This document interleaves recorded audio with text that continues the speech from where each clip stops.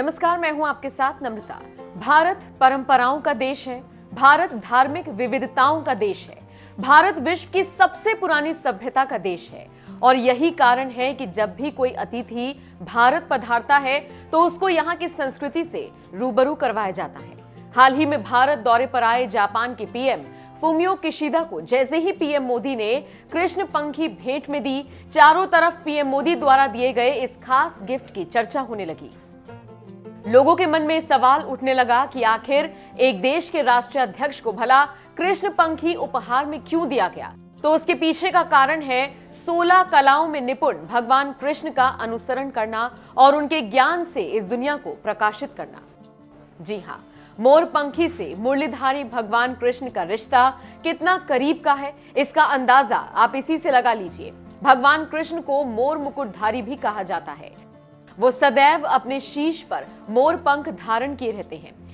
इसके पीछे कई मान्यताएं जुड़ी हैं। कहते हैं राधा की निशानी की वजह से भगवान कृष्ण मोर पंखी धारण करते हैं। कहा जाता है एक बार श्री कृष्ण राधा के साथ नृत्य कर रहे थे, तभी उनके साथ ही झूम कर नृत्य करते समय एक मोर का पंख भूमि पर गिर गया और तुरंत भगवान श्री कृष्ण ने मोर का पंख उठाकर उसे अपने सिर पर धारण कर लिया। जब राधा ने उनसे इसका कारण पूछा तो उन्होंने कहा कि इन मोरों के नाचने से उन्हें राधा का प्रेम दिखता है। दूसरा कारण यह है कि मोर पंख में जीवन के सभी रंग समाहित होते हैं और जो कि भगवान कृष्ण का जीवन कभी एक जैसा नहीं रहा। उनके जीवन में सुख और दुख के अलावा कई तरह के भाव थे। ये जीवन रंगीन है, लेकिन यही आप दुखी मन से जीवन को देखेंगे तो हर रंग बेरंग लगेगा। इसलिए प्रसन्नता के साथ दिखने वाला ये जीवन मोर पंख की तरह दिखता है।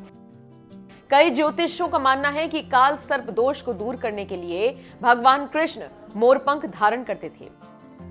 वहीं कई लोग मानते हैं कि मोर ब्रह्मचर्य का प्रतीक है। मोर पूरे जीवन एक ही मोरनी के संग रहता है, यहां तक कि मोरनी का गर्भ धारण मोर के आंसुओं को पीकर होता है। इसलिए इतने पवित्र पक्षी के पंख को स्वयं भगवान कृष्ण अपने मस्तक पर धारण करते हैं और इन्हीं कारणों के चलते देश का राष्ट्र पक्षी मोर को ही चुना गया है। इसलिए जब पीएम मोदी द्वारा जापानी पीएम को कृष्ण पंखी भेंट की गई तो खूब चर्चा होने लगी, क्योंकि चंदन की लकड़ी से बनी इस कृष्ण पंखी में भगवान कृष्ण के विभिन्न मुद्राओं को दर्शाया गया है। आधिकारिक सूत्रों की माने तो पंखी को पारंपरिक उपकरणों के जरिए उकेरा गया है और इसके शीर्ष पर हाथ से नक्काशी कर तैयार की गई मोर की आकृति है। बताया जा रहा है कि इस कृष्ण पंखी का निर्माण राजस्थान के चुरू में कुशल कारीगरों द्वारा किया गया है। ये कलाकृति शुद्ध चंदन की लकड़ी से बनी है, जो कि मुख्य रूप से भारत के दक्षिणी भागों के जंगलों में मिलती है। तो पहली दफा है जब बतौर प्रधानमंत्री फुमियो किशिदा भारत आए हुए हैं। इससे पहले जापान के पूर्व पीएम शिंजो आबे कई बार भारत का दौरा कर चुके हैं। भारत और जापान में कितनी गहरी दोस्ती है, इसका अंदाजा पीएम मोदी के इस घोषणा से ही लगा सकते हैं कि आने वाले 5 सालों में निवेश प्रोत्साहन साझेदारी के तहत जापान भारत में 5 ट्रिलियन येन यानी कि 3.2 लाख करोड़ इन्वेस्ट करेगा। जापान के साथ भारत के आगामी मजबूत रिश्तों को लेकर पीएम मोदी ने क्या कुछ कहा, आप भी सुनिए। जो अभूतपूर्व प्रगति देखने को मिली, उसमें प्रधानमंत्री किशिदा की महत्वपूर्ण भूमिका रही है। आज की हमारी समिट का आयोजन एक बहुत महत्वपूर्ण समय हुआ है। विश्व अभी भी कोविड-19 और उसके दुष्प्रभावों से जूझ रहा है। वैश्विक इकोनॉमिक रिकवरी की प्रक्रिया में अभी भी अड़चनें आ रही हैं। जियोपॉलिटिकल घटनाएं भी नई चुनौतियां प्रस्तुत कर रही है। इस संदर्भ में भारत जापान पार्टनरशिप को और गहन करना सिर्फ दोनों देशों के लिए ही महत्वपूर्ण नहीं है, इससे इंडो पैसिफिक क्षेत्र और पूरे विश्व के स्तर पर भी पीस, प्रॉस्पेरिटी और स्टेबिलिटी को प्रोत्साहन मिलेगा। हमारा आपसी विश्वास, हमारे सिविलाइजेशनल टाइज, डेमोक्रेसी, फ्रीडम और रूल ऑफ लॉ जैसे हमारे साझा मूल्य हमारे संबंधों के मूल में है, उन्हें शक्ति प्रदान करते हैं। आज की हमारी चर्चा ने हमारे आपसी सहयोग को नई ऊंचाइयों तक ले जाने का मार्ग प्रशस्त किया है। हमने द्विपक्षीय मुद्दों के अलावा कई क्षेत्रीय और वैश्विक मुद्दों पर विचारों का आदान प्रदान किया। हमने यूनाइटेड नेशंस और अन्य अंतर्राष्ट्रीय मंचों पर भी अपना समन्वय बढ़ाने का निर्णय लिया। फ्रेंड्स, भारत जापान आर्थिक पार्टनरशिप में पिछले कई वर्षों में अभूतपूर्व प्रगति हुई है। दोनों देशों के बिजनेसेस में जबरदस्त विश्वास है, उत्साह है। जापान भारत में सबसे बड़े इन्वेस्टर्स में से एक विश्वस्त साथी है। डेडिकेटेड फ्रेट कॉरिडोर और Mumbai Ahmedabad high speed rail जैसे हमारे फ्लैगशिप प्रोजेक्ट्स में जापान का सहयोग उल्लेखनीय रहा है। हम इस योगदान के लिए बहुत बहुत आभारी हैं। Mumbai Ahmedabad high speed rail project में अच्छी प्रगति हो रही है।